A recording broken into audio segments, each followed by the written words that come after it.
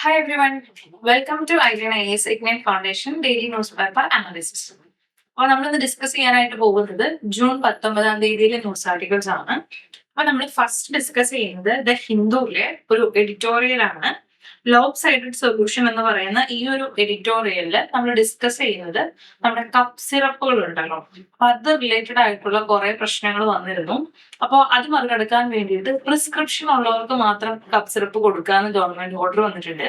അപ്പൊ അതിനെ കുറിച്ചാണ് നമ്മൾ അവിടെ നോക്കുന്നത്. അപ്പൊ അതിന്റെ ഒരു ക്രിറ്റിസിസം കാര്യങ്ങൾ അങ്ങനെയുള്ള ഒരു കാര്യമാണ് ആ ഒരു എഡിറ്റോറിയൽ വരുന്നത്. പിന്നെ ഇന്നത്തെ ഹിന്ദുവിൽ തന്നെ വന്നിട്ടുള്ള ഒരു ഹെൽത്ത് ആർട്ടിക്കിൾ ആണ്.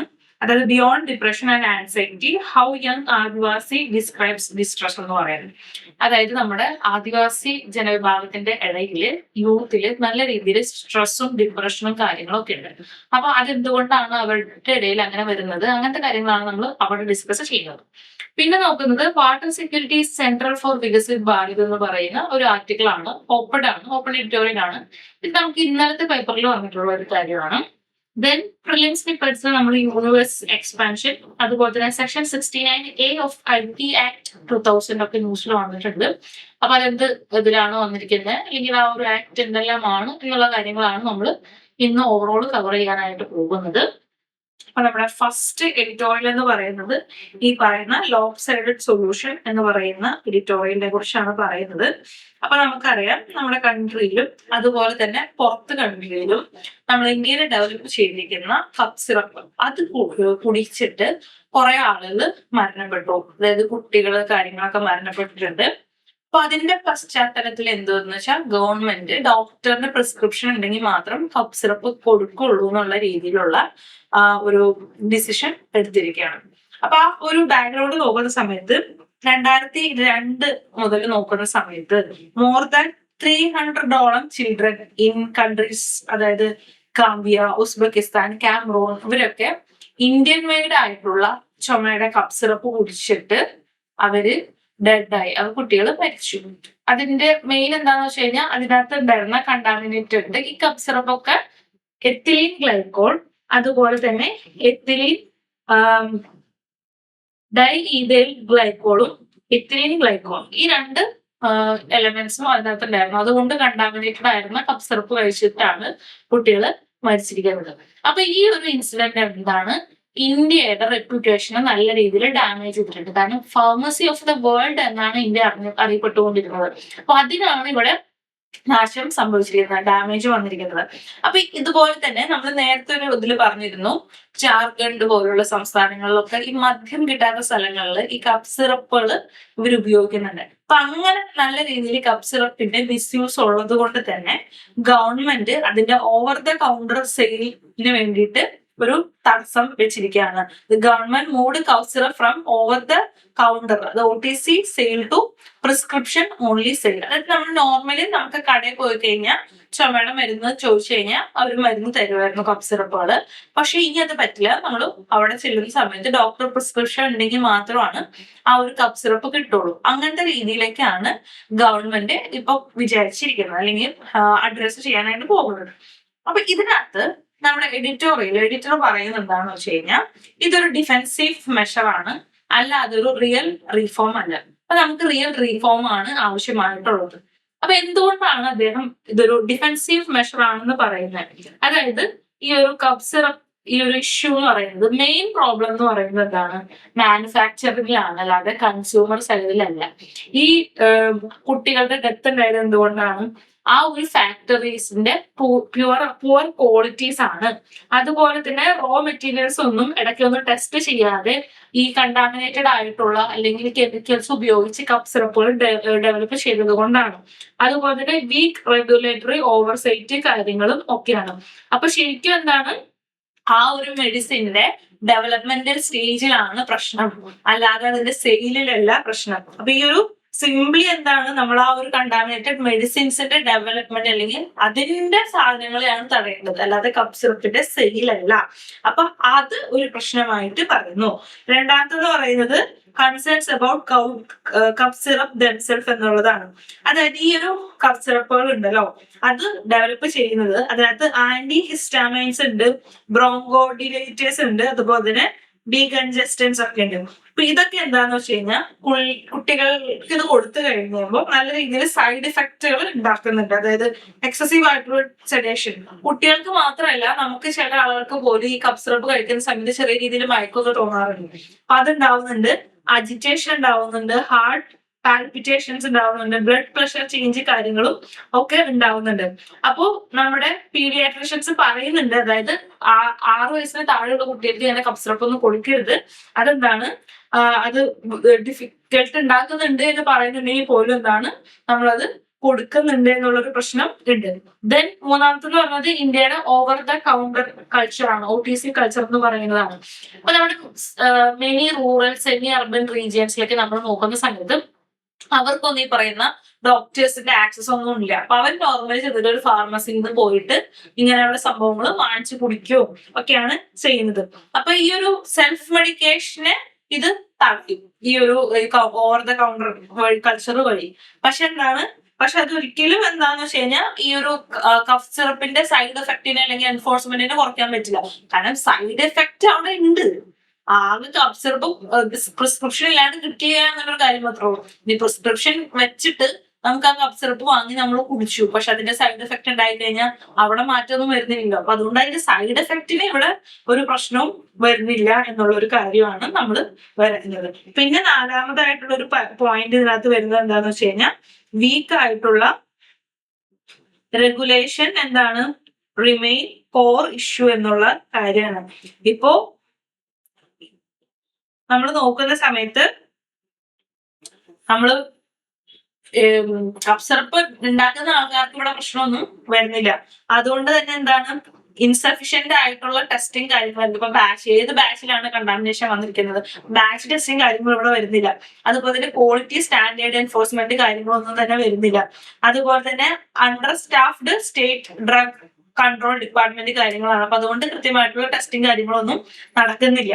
അപ്പൊ നമ്മൾ ഇവിടെ എന്താ ചെയ്യുന്നത്, നമ്മളിപ്പോ ഇവിടെ ചെയ്തിരിക്കുന്നത് ഡോക്ടറിന്റെ പ്രിസ്ക്രിപ്ഷൻ ഉണ്ടെങ്കിൽ മാത്രം കഫ് സിറപ്പ് കൊടുക്കുന്നുള്ള രീതിയിലേക്ക് മാറ്റിയിരിക്കുകയാണ്. പക്ഷെ അവിടെയല്ല ശരിക്കും മാറ്റം കൊണ്ടുവരേണ്ടത്, അത് കഫ് സിറപ്പിന്റെ പ്രൊഡക്ഷൻ സ്റ്റേജിലാണ് മാറ്റം കൊണ്ടുവരേണ്ടത് എന്നാണ് പറയുന്നത്. അപ്പൊ പ്രിസ്ക്രിപ്ഷൻ ഓൺലി സെയിൽ എന്ന് പറയുന്നത് നമുക്ക് കഫ് സിറപ്പിന്റെ മിസ്യൂസിനെ തടയാൻ വേണ്ടി മാത്രമേ പറ്റുള്ളൂ. അല്ലാതെ ആ ഒരു കഫ് സിറപ്പ് മൂലം ഉണ്ടാകുന്ന ആഫ്റ്റർ ഇഫക്റ്റുകളോ സൈഡ് ഇഫക്റ്റുകളോ അല്ലെങ്കിൽ അതുമൂലം ഉണ്ടാകുന്ന മരണങ്ങളോ ഒന്നും തന്നെ നമുക്ക് തടയാനായിട്ട് പറ്റില്ല.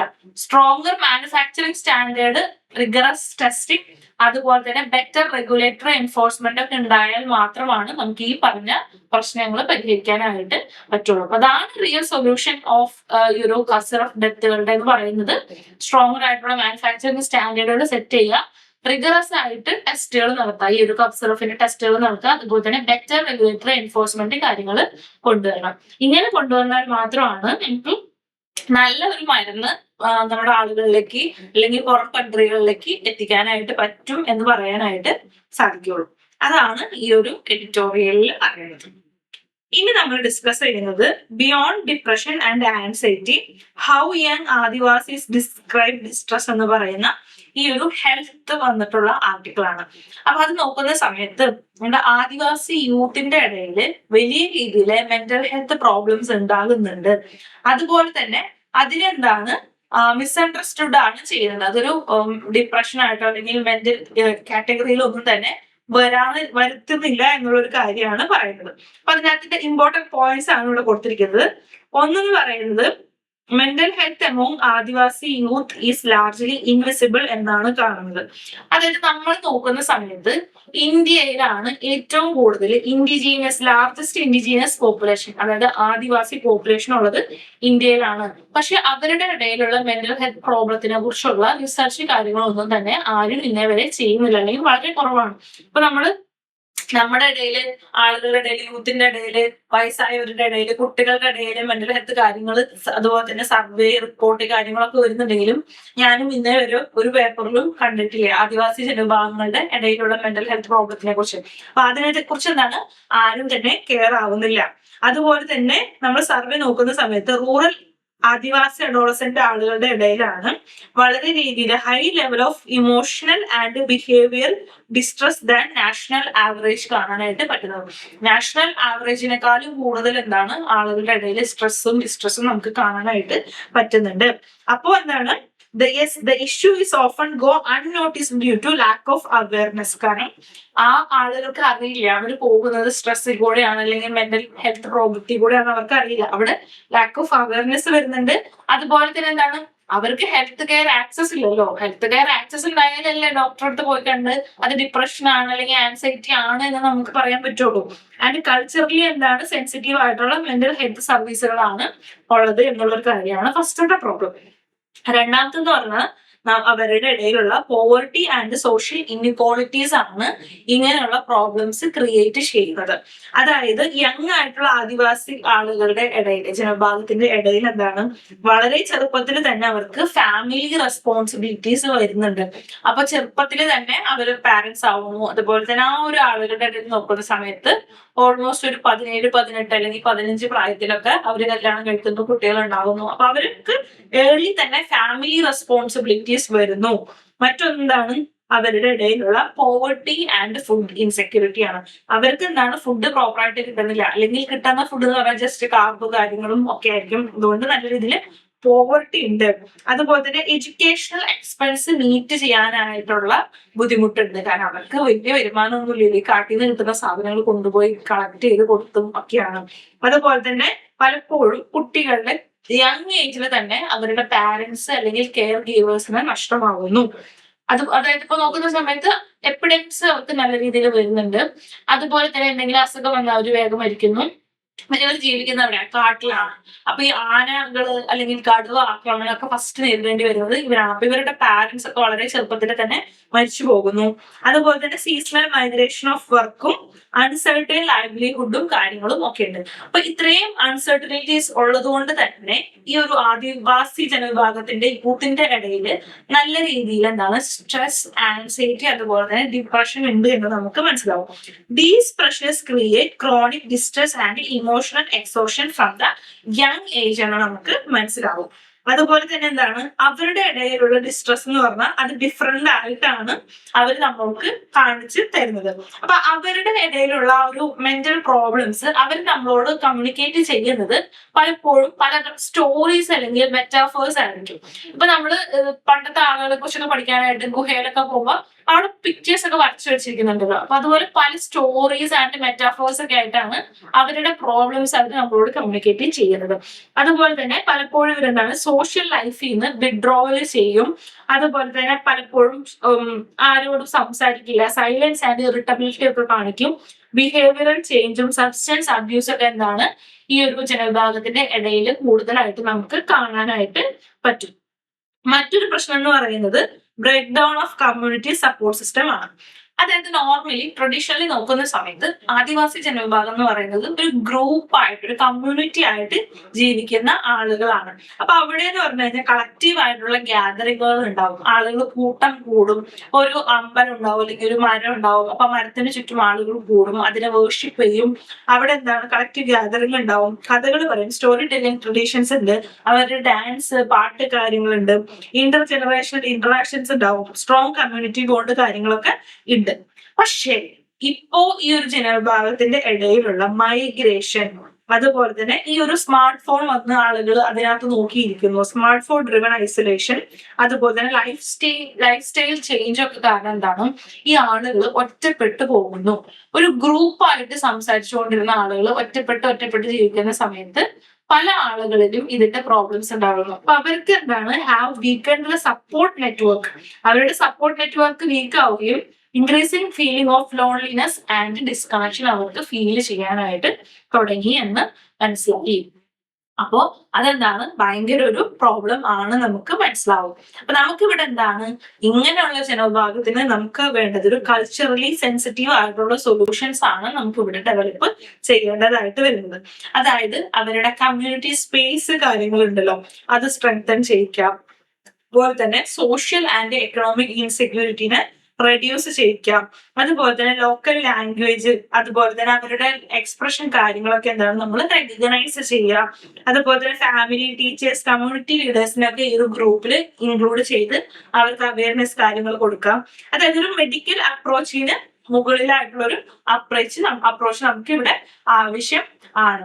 അതായത് നമുക്ക് ഈ പറയുന്ന ആദിവാസി ജനവിഭാഗത്തിന്റെ ഇടയിൽ, ആദിവാസി യൂത്തിന്റെ ഇടയിലുള്ള മെന്റൽ ഹെൽത്ത് ഇംപ്രൂവ് ചെയ്യാനായിട്ട് നമുക്ക് ആദ്യം അവരുടെ പോവർട്ടിയെ നമ്മൾ അഡ്രസ്സ് ചെയ്യണം. അപ്പൊ അവരുടെ സോഷ്യൽ ആൻഡ് എക്കണോമിക്കൽ ആയിട്ടുള്ള ഒരു ഇൻഇക്വാളിറ്റി നമ്മൾ കുറച്ച് കൊണ്ടുവരണം. അതുപോലെ തന്നെ സോഷ്യൽ എക്സ്ക്ലൂഷൻ കുറയ്ക്കണം, കൾച്ചറൽ ഇൻവിസിബിലിറ്റി, അങ്ങനെയുള്ള കാര്യങ്ങളൊക്കെ നമ്മൾ ആദ്യം മാനേജ് ചെയ്യണം. എന്നിട്ട് വേണം അവരുടെ സൈക്കാട്രിക് സർവീസിലോട്ട് പോകാനായിട്ട് ഉള്ളത്. കാരണം അവരുടെ റൂട്ട് കോസ് എന്ന് പറയുന്നത് ഡിഫറെന്റ് ആണ്. അപ്പൊ അതിന് നമ്മൾ എന്താണ് ഡിഫറെന്റ് ആയിട്ട് തന്നെ അപ്രോച്ച് ചെയ്യണം എന്നാണ് ഈ ഒരു എഡിറ്റോറിയലില് ഈ ഒരു ഹെൽത്തിൽ പറഞ്ഞിട്ടുള്ളത്. അപ്പൊ ഈ ഒരു അടയാളപ്പെടുത്തിയിട്ടുള്ള പോയിന്റ്സ് മാത്രമാണ് ഇമ്പോർട്ടന്റ് ആയിട്ടുള്ളത്. അത് തന്നെയാണ് ഇവിടെ പോയിന്റ്സ് ആയിട്ട് നമ്മൾ നോട്ടായിട്ട് കൊടുത്തിരിക്കുന്നത്. ആൻഡ് നെക്സ്റ്റ് എന്ന് പറയുന്നത് water security is central for Viksit Bharat എന്ന് പറയുന്ന ഈ ഒരു ഓപ്പൺ എഡിറ്റോറിയൽ ആണ്. ഇത് എഴുതിയിരിക്കുന്നത് CR പട്ടേലാണ്. അതായത് നമ്മുടെ യൂണിയൻ മിനിസ്റ്റർ ഓഫ് ജലശക്തിയാണ് ഈ ഒരു ഇത് എഴുതിയിരിക്കുന്നത്. അപ്പോൾ ഇതിനകത്ത് നമ്മുടെ വികസിത് ഭാരത്, അതായത് ഡെവലപ്ഡ് ഇന്ത്യ എന്ന് പറയുന്ന ആ ഒരു ലക്ഷ്യത്തിന് എന്താണ് വാട്ടർ സെക്യൂരിറ്റി എന്ന് പറയുന്നത് സെൻട്രൽ ആയിട്ടുള്ള ഒരു ഐഡിയ ആണ് എന്നാണ് അദ്ദേഹം പറയുന്നത്. അപ്പോൾ ജലശക്തി മിഷന്റെ അണ്ടറിൽ അല്ലെങ്കിൽ ജലശക്തി മിനിസ്ട്രിയുടെ അണ്ടറിൽ വന്നിട്ടുള്ള കുറെ സക്സസ്ഫുൾ ആയിട്ടുള്ള പ്രോഗ്രാമുകളെ കുറിച്ച് ഇതിനകത്ത് പറയുന്നുണ്ട്. അത് നമുക്ക് ആവശ്യമുണ്ട്. കാരണം നമുക്കത് എപ്പോഴായാലും മെയിൻസ് ഒക്കെ എഴുതാൻ പറ്റുന്ന കാര്യങ്ങളാണ്.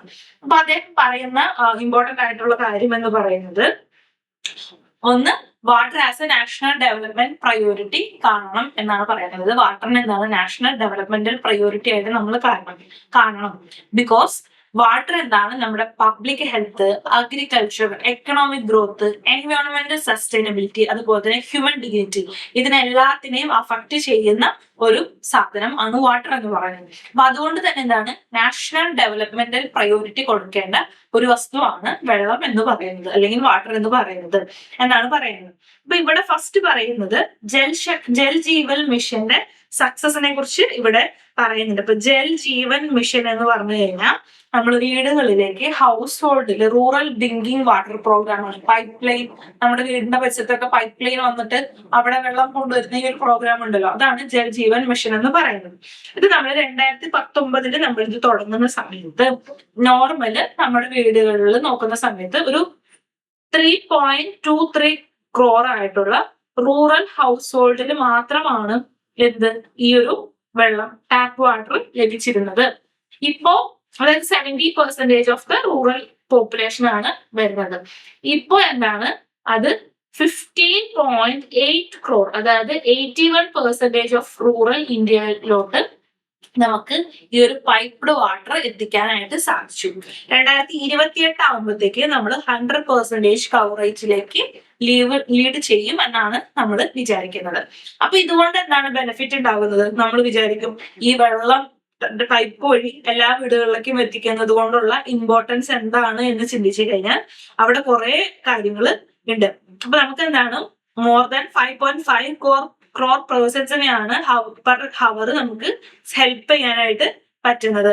അതായത് ഇതുവഴി വുമൻസിന്റെ ബേർഡൻ കുറയ്ക്കാനായിട്ട് പറ്റും. അതായത് പലപ്പോഴും നമ്മൾ കാണുന്നത് ഈ വെള്ളം എടുക്കാനൊക്കെ ആയിട്ട് പോകുന്നത് ആരാണ്? സ്ത്രീകളാണ്. അടുത്തുള്ള കുളങ്ങളിലും അല്ലെങ്കിൽ ദൂരെ കുളങ്ങളിലും ഒക്കെ പോകണം, അല്ലെങ്കിൽ എന്താണ് വെള്ളം കോരിയൊക്കെ എടുക്കേണ്ടതായിട്ട് വരുന്നു. അപ്പൊ ആ ഒരു വുമന്റെ ഹവേഴ്സ് ഓഫ് സ്പെൻഡിങ് വെറുതെ ബേർഡൻ ആണ്, ഇങ്ങനെ ഓരോ വെള്ളം സംരക്ഷിക്കാൻ വേണ്ടി അല്ലെങ്കിൽ എടുക്കാൻ വേണ്ടിയിട്ട് പോകുന്നത്. അപ്പൊ അതെന്താണ് നമുക്ക് കുറയ്ക്കാനായിട്ട് പറ്റി.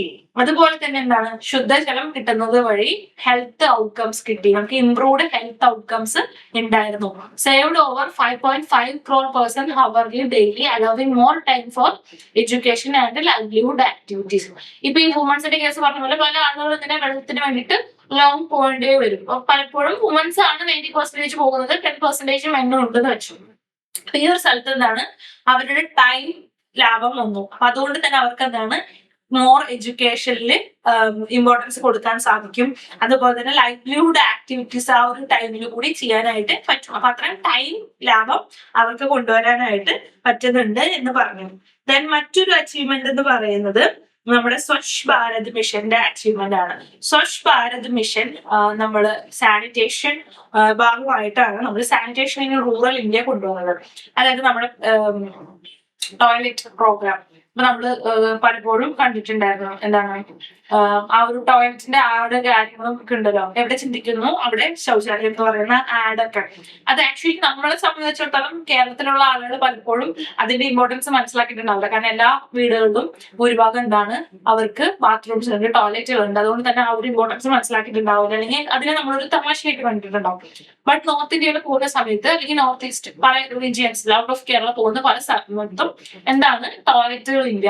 ആളുകൾ ഓപ്പൺ ഡെഫിക്കേഷൻ ആണ് ചെയ്തുകൊണ്ടിരുന്നത്. അതായത് കാടുകളിലോ റോഡുകളിലോ സൈഡുകളിലോ എവിടെയെങ്കിലൊക്കെ ആയിരിക്കും ചെയ്യുന്നത്.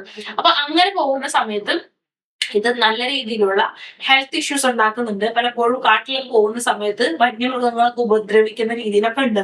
അപ്പൊ അതൊക്കെ എന്താണ് നമുക്ക് കുറയ്ക്കാനായിട്ട് പറ്റി. സ്വച്ഛ് ഭാരത് മിഷന്റെ ഭാഗമായിട്ട് എന്താണ് ഓപ്പൺ ഡെഫിക്കേഷൻ നമുക്ക് റെഡ്യൂസ് ചെയ്യാനായിട്ട് പറ്റി. അതുപോലെ തന്നെ എന്താണ് കൺസ്ട്രക്ഷൻ ഓഫ് ഹൗസ് ഹോൾഡ് ടോയ്ലറ്റുകൾ വഴി എന്താണ് ആ ഒരു വുമണിന്റെ ഡിഗ്നിറ്റി ഇംപ്രൂവ് ചെയ്യാനും പ്രൈവസി സേഫ്റ്റി ഒക്കെ എൻഷുർ ചെയ്യാനായിട്ട് നമുക്ക് സാധിച്ചു. അതുപോലെ തന്നെ WHO എസ്റ്റിമേറ്റ് പറയുന്നത് നമ്മുടെ Swachh Bharat mission helped out over 3 lakh diarrhoeal death between 2014 and 2019. അതായത് 2014 അതുപോലെ തന്നെ 2019 ഇടയിൽ 3 ലക്ഷത്തിലോളം ഡയറിയ ഡെത്തുകളാണ് നമുക്ക് കുറയ്ക്കാനായിട്ട് പറ്റിയിട്ടുള്ളത്. കാരണം ഈ ഓപ്പൺ ഡെഫിക്കേഷൻ ഒക്കെ ചെയ്യുന്ന സമയത്ത് പലപ്പോഴും അത് വന്നെത്തുന്നത് ലാസ്റ്റ് ഒരു വാട്ടർ റിസോഴ്സസിലേക്ക് ആയിരിക്കും. അപ്പോൾ വാട്ടർ റിസോഴ്സിലേക്ക് വരുന്ന സമയത്ത് അതിനകത്ത് ഇക്കോളി ബാക്ടീരിയയുടെ എമൗണ്ട് കൂടും. ആ ഇക്കോളി ബാക്ടീരിയയിലുള്ള വെള്ളം നമ്മൾ കുടിക്കുന്നത് വഴി നമുക്ക് ഡയറിയ പോലുള്ള അസുഖങ്ങളും അങ്ങനത്തെ ഒക്കെ ഉണ്ടാവാറുണ്ട്. അപ്പൊ അതൊക്കെ കുറയ്ക്കാനായിട്ട് ഈ ഒരു മിഷന്റെ ഭാഗമായിട്ട് സാധിച്ചു എന്ന് പറയുന്നുണ്ട്. ദെൻ നെക്സ്റ്റ് ഇമ്പോർട്ടൻറ്റ് സ്കീം പറയുന്നത് ഗ്രൗണ്ട് വാട്ടർ കൺസർവേഷൻ ഇഫേർട്ട് ആണ്. അപ്പൊ അതിന്റെ ഭാഗമായിട്ട് ജൽശക്തി കൊണ്ടുവന്നിട്ടുള്ളതാണ് ജൽ സഞ്ജയ് ജൽ ഭഗീരഥി ഇനീഷ്യേറ്റീവ് എന്ന് പറയുന്നത്. ഇത് ലാർജ് സ്കെയിൽ ആയിട്ടുള്ള ഗ്രൗണ്ട് വാട്ടർ റീചാർജ് ഇനീഷ്യേറ്റീവ് ആണ്. അതായത് 1.55 crore rain water harvesting and ground water recharge structures ആണ് ഈ ഒരു സ്കീമിന്റെ അണ്ടറിൽ ഡെവലപ്പ് ചെയ്തിരിക്കുന്നത്. അപ്പൊ അതുകൊണ്ട് തന്നെ എന്താണ് ഗ്രൗണ്ട് വാട്ടർ റീചാർജ് ഇംപ്രൂവ് ചെയ്യാനായിട്ട് നമുക്ക് സാധിച്ചു. നമ്മുടെ ഈ മഴവെള്ള കുഴികള്, മഴവെള്ള സംരക്ഷണം, ഇതൊക്കെ ഇതിന്റെ ഭാഗമായിട്ട് വരുന്നതാണ്. അപ്പോൾ ഇതുകൊണ്ട് തന്നെ എന്താണ് reduction in over exploited ground water source. കാരണം വെള്ളം റീചാർജ് ചെയ്ത് ഗ്രൗണ്ടിലോട്ട് പോയാലാണ് നമുക്ക് അടുത്ത പ്രാവശ്യത്തേക്ക് വെള്ളം എടുക്കാനായിട്ട് പറ്റുള്ളൂ. അപ്പൊ അതിന് ഈ ഒരു സ്കീം നമ്മളെ സഹായിച്ചിട്ടുണ്ട്. Community participation as a key factor in this success എന്നും അദ്ദേഹം പറയുന്നുണ്ട്. അതുപോലെ തന്നെ മറ്റൊരു കാര്യം പറയുന്നത് നമ്മുടെ റിവർ റെജിനുവേഷൻ പ്രോഗ്രാം ആണ്. അതായത് നമാമി ഗംഗെ പ്രോഗ്രാമിനെ കുറിച്ചാണ് പറയുന്നത്. നമാമി ഗംഗെ പ്രോഗ്രാമിന്റെ ഭാഗമായിട്ട് എന്താണ് നമ്മൾ സീവേജ് ട്രീറ്റ്മെന്റ് കപ്പാസിറ്റി ആ ഒരു വാട്ടറിന്റെ കൊണ്ടുവന്നു. അതുവഴി യമുന ഗംഗ റിവറിന്റെ പൊല്യൂഷൻ കുറയ്ക്കാൻ പറ്റി. Improved in water quality indicators such as dissolved oxygen and pH level കൊണ്ടുവരാൻ സാധിച്ചു. This programme is presented as a example for balancing എൻവയോൺമെന്റൽ റിസ്റ്റോറേഷൻ ആൻഡ് ഡെവലപ്മെന്റ് നമുക്ക് പറയാനായിട്ട് പറ്റുന്നു. ദെൻ അടുത്തത് വരുന്നത് റിവർ ഇന്റർലിങ്കിങ് പ്രോജക്റ്റ് ആണ്. അതായത് Ken Betwa river linking project ആണ്. അത് ഇന്ത്യയുടെ തന്നെ first major river linking project ആണ്. അതിന്റെ എയിം എന്ന് പറയുന്നത് നമ്മുടെ ബുന്ദേൽഖണ്ഡ് റീജിയനിലുള്ള വാട്ടർ സ്കേഴ്സിറ്റിനെ അഡ്രസ് ചെയ്യുക എന്നുള്ളതാണ്. And improving irrigation and drinking water availability കാര്യങ്ങളാണ് ഇതിന്റെ അണ്ടറിൽ വരുന്നത്. അപ്പൊ ഇത്രയും കാര്യങ്ങൾ എന്താണ് നമുക്ക് അച്ചീവ് ചെയ്യാനായിട്ട് ഈ ഓരോരോ സ്കീമുകൾ വഴി പറ്റിയിട്ടുണ്ട്. അപ്പൊ നമ്മൾ ജൽശക്തി മിഷനെ കുറിച്ച് പറഞ്ഞു, ജൽജീവൻ മിഷൻ, അതുപോലെ തന്നെ Ken Betwa river linking project, river rejuvenation Namami Gange പ്രോജക്റ്റിനെ കുറിച്ച് പറഞ്ഞു. അതുപോലെ തന്നെ Jal Sanjay Jal Bhagirathi scheme for ground water conservation പറഞ്ഞു. അതുപോലെ തന്നെ സ്വച്ഛ് ഭാരത് മിഷൻ SBM മിഷനെ കുറിച്ചൊക്കെ നമ്മൾ പറഞ്ഞു. അപ്പൊ ഇത്രയും സക്സസ്ഫുൾ പ്രോഗ്രാം ഈ ഒരു ഇതിന്റെ അണ്ടറിൽ വർക്ക്. പക്ഷെ എങ്കിൽ പോലും എന്താണ് ഇതൊക്കെ പറയുന്നുണ്ടെങ്കിലും നമുക്ക് എന്താണ് കുറച്ച് ചാലഞ്ചസും നമ്മൾ ഫേസ് ചെയ്യുന്നുണ്ടെന്ന് അദ്ദേഹം പറയുന്നു. അതായത് വേൾഡിൽ തന്നെ 18% ഓഫ് ദ പോപ്പുലേഷൻ ഇന്ത്യയിലാണ് ജീവിക്കുന്നത്. അപ്പൊ അതിനകത്ത് എന്താണ് വെറും നമുക്കുള്ളത് 4% of ground water fresh water resource മാത്രമാണ് നമുക്ക് അവൈലബിൾ ആയിട്ട് ഉള്ളത്. അതുപോലെ തന്നെ ക്ലൈമറ്റ് ചേഞ്ചും നമ്മുടെ ഈ ഒരു വാട്ടർ സ്കേഴ്സിറ്റിനെ അല്ലെങ്കിൽ വാട്ടർ സെക്യൂരിറ്റിനെ അഫക്ട് ചെയ്യുന്നുണ്ട്. ഇപ്പോൾ വാട്ടർ സ്കേഴ്സിറ്റി ഉണ്ടാക്കുന്നുണ്ട് ക്ലൈമറ്റ് ചേഞ്ചും. അതുപോലെ തന്നെ എക്സ്ട്രീം വെതർ ഇവന്റ്സ് ആയിട്ടുള്ള ഡ്രോട്ട്, ഫ്ലഡ് കാര്യങ്ങളൊക്കെ ഉണ്ടാകുമ്പോഴും വാട്ടർ സെക്യൂരിറ്റിനെ ബാധിക്കുന്നുണ്ട്. അതുപോലെ തന്നെ പ്രഷർ ഓൺ ഗ്രൗണ്ട് വാട്ടർ, നല്ല രീതിയിൽ ഗ്രൗണ്ട് വാട്ടർ ഊറ്റിയെടുക്കുന്നത് കൊണ്ട് തന്നെ ഗ്രൗണ്ട് വാട്ടർ റീചാർജ് കുറവാണ് ആൻഡ് അർബൻ വാട്ടർ ഡിമാൻഡ് ഒക്കെ കൂടുന്നുണ്ട് എന്നുള്ളൊരു കാര്യം കൂടി അദ്ദേഹം പറയുന്നുണ്ട്. അപ്പൊ നമുക്ക് എന്താണ് പോസിറ്റീവ്സ് ഉണ്ട്. പോസിറ്റീവ്സ് എന്താണ്? നമുക്ക് റൂറൽ ടാപ്പ് വാട്ടർ ആക്സസ് കൂട്ടാൻ പറ്റി, sanitation and public health improve ചെയ്യാൻ പറ്റി, കമ്മ്യൂണിറ്റി പാർട്ടിസിപ്പേഷൻ അതിനകത്ത് കൊണ്ടുവരാൻ പറ്റി, ഗ്രൗണ്ട് വാട്ടർ കൺസർവേഷൻ ചെയ്യാൻ പറ്റി, റിവർ ക്ലീനിങ് ചെയ്യാനായിട്ട് പറ്റി എന്നുള്ളത് നമ്മുടെ പോസിറ്റീവ്സ് ആണ്. ആ സമയം എന്താണ് നമ്മുടെ കൺസേൺസ് ഉള്ളത്? എന്താണ്? ടാപ്പ് വാട്ടർ സ്കീം എന്ന് പറയുന്നത് മെയിൻ്റനൻസ് ആൻഡ് ക്വാളിറ്റി ഇഷ്യൂസ് ഉണ്ട്. ഗ്രൗണ്ട് വാട്ടർ ഡിപ്ലീഷൻ എന്നാണ് ഇപ്പോഴും ചില സ്ഥലങ്ങളിൽ സിവിയർ ആണ്. അതുപോലെ തന്നെ റിവർ ലിങ്കിങ് പ്രോജക്ട് എന്ന് പറഞ്ഞാൽ എക്കോളജിക്കൽ കൺസേൺസ് ഉണ്ട്. വാട്ടർ ഗവർണൻസ് എന്താണ്? ഫ്രാഗ്മെന്റഡ് ആണ് പല സ്ഥലങ്ങളിലും. ക്ലൈമറ്റ് ചേഞ്ചുമായി offset gain in the water security. ഇത്രയും കാര്യങ്ങൾ എന്താണ് നമുക്ക് ഈ ഒരു എഡിറ്റോറിയലിൽ നിന്ന് മനസ്സിലാകുന്നുണ്ട്. അപ്പൊ ഇത്രയും കാര്യങ്ങളാണ് നമുക്ക് ഇവിടെ ഡിസ്കസ് ചെയ്യാനായിട്ടുള്ളത്. ആൻഡ് നെക്സ്റ്റ് എന്ന് പറയുന്നത് ഒരു സയൻസ് ആർട്ടിക്കിൾ ആണ്. അതായത് നമ്മുടെ യൂണിവേഴ്സ് എന്താണ് എക്സ്പാൻഡ് ചെയ്യാണ് എന്ന് നമ്മൾ പഠിച്ചിട്ടുണ്ട്. അപ്പൊ ആ യൂണിവേഴ്സ് എക്സ്പാൻഡ് ചെയ്യുന്നതിന് അതിന് പിന്നിലുള്ള റീസൺ എന്താണ് എന്ന് ഇപ്പൊ കുറെ സ്റ്റഡികൾ വഴി നമുക്ക് അതിനുള്ള എവിഡൻസ് കിട്ടി എന്നാണ് ഈ ഒരു ആർട്ടിക്കിളിൽ പറയുന്നത്. അപ്പോ ഒരു ഇന്റർനാഷണൽ ടീം ഓഫ് റിസർച്ച് എന്താണ് അനലൈസ് ചെയ്തു ഡാർക്ക് എനർജി സ്പെക്ട്രോമിക് ഇൻസ്ട്രുമെന്റ്, അതായത് നമ്മുടെ dark energy spectroscopic instrument DSI വെച്ചിട്ട് നമ്മൾ ഡാർക്ക് എനർജീനെ ഒക്കെ നോക്കി. അപ്പൊ അതിന് മനസ്സിലായി എന്താണ് നമ്മുടെ യൂണിവേഴ്സ് എക്സ്പാൻഡിങ് ആണ്. അപ്പൊ അതിന്റെ മെയിൻ കാരണം എന്ന് പറയുന്നത് എന്താണ്? ഡാർക്ക് എനർജിയാണ്. One of the biggest mysteries in the modern cosmology ആണ് ഡാർക്ക് എനർജി എന്ന് പറയുന്നത്. അപ്പൊ നമ്മുടെ ഈ എക്സ്പാൻഡിങ് യൂണിവേഴ്സ് എന്ന് പറയുന്നത് ഇപ്പൊ തുടങ്ങിയതൊന്നുമല്ല. ഫസ്റ്റ് ഇതിനെ കുറിച്ച് വരുന്നത് തന്നെ 1929 അന്ന് എഡ്വിൻ ഹബിൾ ആണ് നമ്മുടെ യൂണിവേഴ്സ് എന്താണ് എക്സ്പാൻഡിങ് ആണ്, ഗാലക്സീസ് എന്താണ് ഒന്നിൽ നിന്ന് മറ്റൊന്നിങ്ങനെ അകന്നു പോവാണ്, galaxies are moving away from each other എന്ന് അന്ന് ഡിസ്കവർ ചെയ്തത് 1929 എഡ്വിൻ ഹബിൾ ആണ്. അപ്പൊ ഹബിൾ ടെലസ്കോപ്പ് കാര്യങ്ങളൊക്കെ നമ്മൾ പഠിച്ചിട്ടുണ്ട്. അപ്പൊ അതിന് മനസ്സിലായി എന്താണ് യൂണിവേഴ്സ് ഗാലക്സീസ് എക്സ്പാൻഡ് ചെയ്യുന്നത് പോലെ തെന്നി മാറുന്നത് കൊണ്ട് തന്നെ എന്താണ് യൂണിവേഴ്സ് എക്സ്പാൻഡ് ചെയ്യുന്നുണ്ട് എന്ന് നമുക്ക് മനസ്സിലാക്കുന്നുണ്ട്. ദെൻ അത് കഴിഞ്ഞിട്ട് 1998 സയന്റിസ്റ്റ് പിന്നെ ഡിസ്കവർ ചെയ്യുന്നത് എന്താന്ന് വെച്ച് കഴിഞ്ഞാൽ ഈ ഒരു ഗാലക്സീസ് ഇങ്ങനെ മാറുന്നുണ്ടല്ലോ, അങ്ങോട്ട് മാറുന്നുണ്ടല്ലോ, പക്ഷെ അതൊന്നും തന്നെ ഗ്രാവിറ്റി കാരണം സ്ലോ ഡൗൺ ഒന്നും ചെയ്യുന്നില്ല, അത് വീണ്ടും എക്സ്പാൻഡ് തന്നെ ചെയ്തു പോവാണ് എന്ന് നമുക്ക് 1998 മനസ്സിലാകുന്നുണ്ട്. അതിന്റെ ഡിസ്കവറി എന്താണ് 2011 നോബൽ പ്രൈസിലോട്ട് ലീഡ് ചെയ്യുന്നുണ്ട്. നോബൽ പ്രൈസ് ഇൻ ഫിസിക്സ് ഈ ഒരു സ്റ്റഡീസിന് കിട്ടുന്നുണ്ട്. അപ്പോ ഡാർക്ക് എനർജി ആണ് നമ്മുടെ യൂണിവേഴ്സ് എക്സ്പാൻഡ് ചെയ്യുന്നതിന് കാരണം ആകുന്നത്.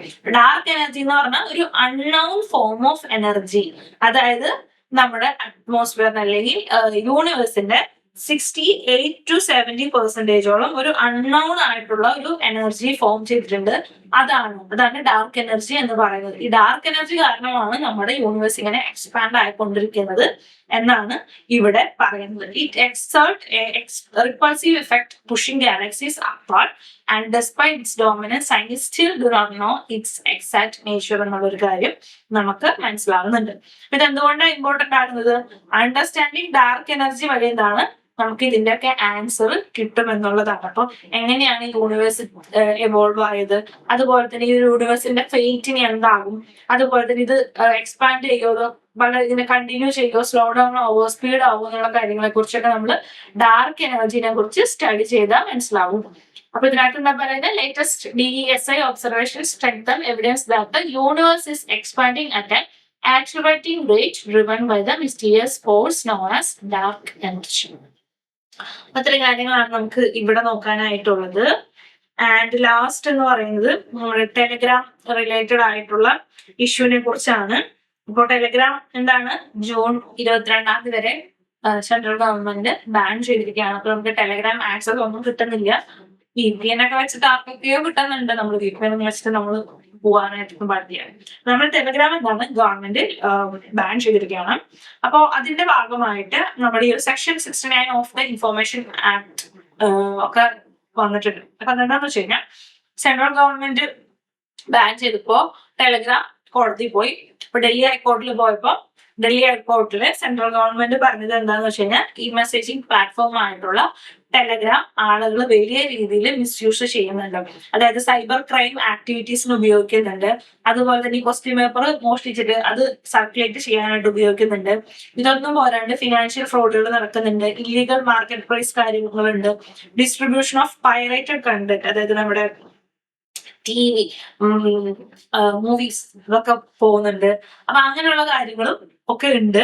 അപ്പൊ അത് പറയുന്നത് എന്താണെന്ന് വെച്ച് കഴിഞ്ഞാൽ ടെലഗ്രാം എന്ന് പറഞ്ഞാൽ എൻക്രിപ്റ്റഡ് ആണ്. അപ്പൊ അതുകൊണ്ട് തന്നെ എന്താണ്, ചാനൽ ബേസ്ഡ് സ്ട്രക്ചർ ആയതുകൊണ്ട് തന്നെ ഇത് ആരാ അയക്കുന്നത് അല്ലെങ്കിൽ ഇത് എവിടേക്ക് എത്തുന്നതെന്ന് അവർക്ക് കണ്ടുപിടിക്കാനായിട്ട് പറ്റുന്നില്ല. And make it difficult to identify offenders and remove illegal content ക്രിപ്റ്റഡ് എന്നുള്ള കാര്യമാണ് പറയുന്നത്. അപ്പോ the remark made during hearing concerns restrictions and content regulation on the platform. അപ്പൊ അതുകൊണ്ടാണ് ഒരു ബാൻ ചെയ്തിരിക്കുന്നത് എന്നാണ് പറയുന്നത്. അതായത് ഒരു ടെലഗ്രാം ഡെവലപ്പ് ചെയ്യുമ്പോൾ ഒരു ഗ്രൂപ്പിൽ എന്താണ് ഓൾമോസ്റ്റ് 10-20 ബോട്ട് ക്രിയേറ്റ് ചെയ്യാനായിട്ട് പറ്റും. വാട്സപ്പിലാകുമ്പോൾ ഒരു ബോട്ടേ ക്രിയേറ്റ് ചെയ്യാൻ പറ്റുള്ളൂ. അപ്പൊ അങ്ങനെ 10-20 ബോട്ടൊക്കെ ക്രിയേറ്റ് ചെയ്യുമ്പോൾ അത് ആരെ ക്രിയേറ്റ് ചെയ്തെന്ന് അറിയാനായിട്ട് പറ്റില്ല. അങ്ങനത്തെ കാര്യങ്ങളാണ് നമ്മുടെ ഗവൺമെന്റിന്റെ ഭാഗത്തു നിന്ന് പറയുന്നത്. അപ്പൊ ടെലഗ്രാം ഇതിനെ ക്രിട്ടിസൈസ് ചെയ്ത് പറയുന്നുണ്ട്. അതായത് ഈ ഒരു ലീക്ക് നടക്കുന്നുണ്ടെങ്കിൽ അതെന്താണ്, അതൊരു സിസ്റ്റത്തിന്റെ ഫെയിലിയർ ആണ്, അത് ഗവൺമെന്റിന്റെ പ്രശ്നമാണ്. അങ്ങനെ കുറച്ചു പേര് മോഷണം ചെയ്തു എന്ന് പറഞ്ഞിട്ട് 150 crore ഓഫ് ഇന്ത്യൻസ് സാധാരണ ആളുകളെ ഇതിനു വേണ്ടി ശിക്ഷിക്കാൻ പാടില്ല എന്നുള്ള കാര്യങ്ങളും പറയുന്നുണ്ട്.